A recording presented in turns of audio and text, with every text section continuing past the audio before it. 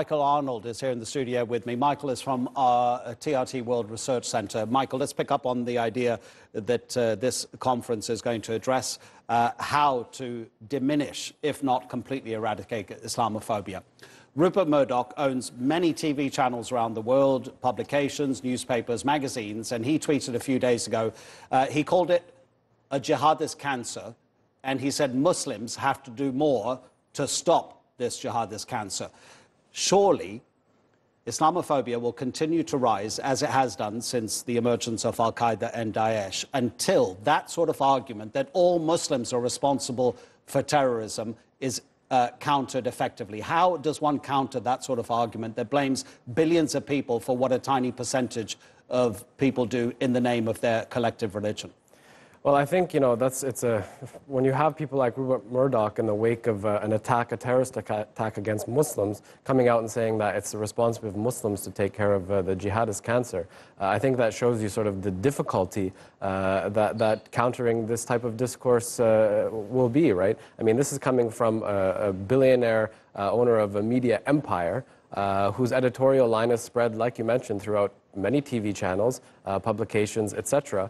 So to have this type of rhetoric makes that incredibly difficult. I think it's also important to hone in here this idea that yes, this is coming from the right wing, and this type of sort of right-wing rhetoric feeds into the white nationalist discourse. There's no doubt about it in terms of fear of the other, fear of immigrants, and it's particularly targeted against Muslims as being somehow more foreign and more strange than other type of immigrants. But I think if we're going to speak frankly about this, we also need to address the fact that this discourse has been mainstreamed for a long time, particularly since the September 11th attacks, as you mentioned, the rise of Al-Qaeda, Daesh, these types of groups. But the suspicion of Muslims in many Western societies, in Europe, in North America, in Australia and New Zealand, has been prevalent and coming from what we often will identify as well as more liberal discourses. And this is something that is really, really important to hone in on. And I think, this type of emergency meeting that the OIC is having,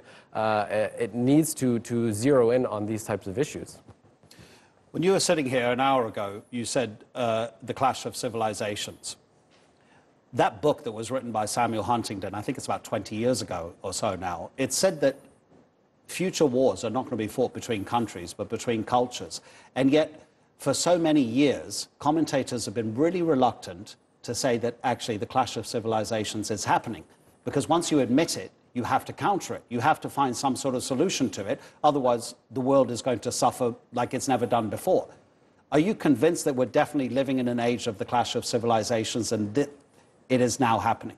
No, I don't think that's the case. But I think it's the case that, particularly against September 11th and the so-called war on terror, the whole framework and the architecture with which this sort of unending campaign and very ambiguous campaign was based around exactly this thesis. You had the neocons emerging out of the United States who approached the world with exactly this in mind. And particularly the idea that Muslims and the Muslim world represented sort of this last stand against the triumph of neoliberalism and Fukuyama's idea of the end of history. So this framework has been dominating political discourses and media discourses in Western nations since September 11th.